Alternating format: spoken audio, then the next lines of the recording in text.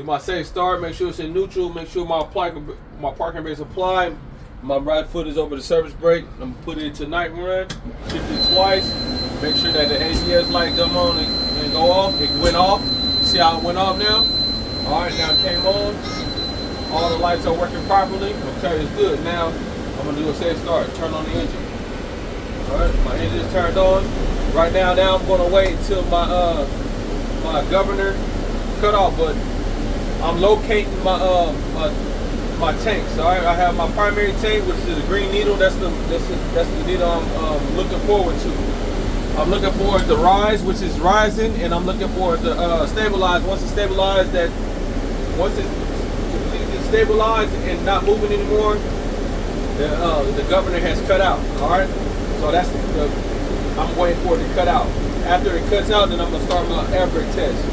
And that air brake test is my first air brake test is my cut-in test. Okay.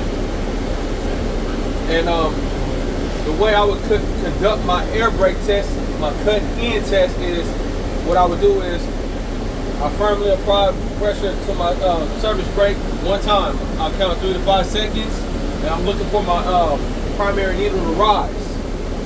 Once it rises, that means it's successful cut in. If I apply my service brake and it doesn't, I'm gonna keep repeating it until my air brake, until my primary needle starts to rise. All right, my primary needle should rise no less than 85 psi. Okay. All right, so like I said, I'm watching my air brake rise. My primary needle, it stopped rising, so it cut out. So now I'm gonna start my air brake test. All right.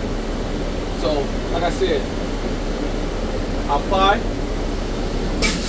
check. Is it resin? All right. Apply again. 1 with W, 2 with W, 3 with W, 4 with W, 5. Has it risen? 1 with W, 2 with W, 3 with W, 4 with W, 5. Has it risen? 1 with W, 2 with W. Oh, there it go. All right, so my primary needle started to rise at 95 psi. So that states it's a successful test because it started to rise, and it started to rise no less than 85 psi. The next test I'm conducting is the cut out test. I'm watching my needle rise, okay, and once it stabilizes and stops, that means it's a successful test because it cut out. All right. Stabilized at 135 psi. So that's a successful test because it cut out. It stopped rising. That's a successful cutout test. All right. The next test I want to stabilize my applied leakage. Okay. To conduct this test, I will turn my master switch off. All right, and turn it back on to night run. All right. I would turn it off. Turn it off real quick. I'm turning it back on to night run. Checking my ABS, make sure it cuts on and cuts off on the thing and cut off. Make sure it's working properly. Okay. It's working properly. Now I'm gonna apply my service brake all the way down. And I'm gonna set my parking brake, okay? All right, and I'm looking for my needle to stabilize at a certain spot, and it should lose no more than 3 psi within a minute. All right, so I did all that. Now my minute starts at 10:33 and 47 seconds.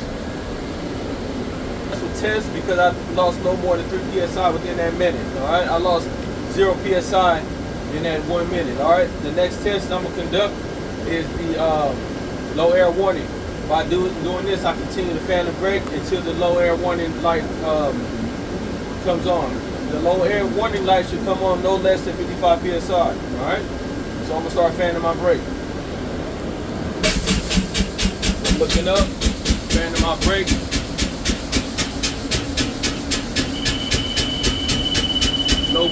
No air warning light came on. at 70 psi. That's a successful test because it came on no less than 55 psi. Alright?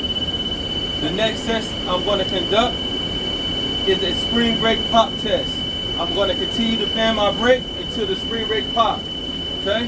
And once it pops, that means it's a successful test. Okay? So I'm going to continue to fan my brake until it pops.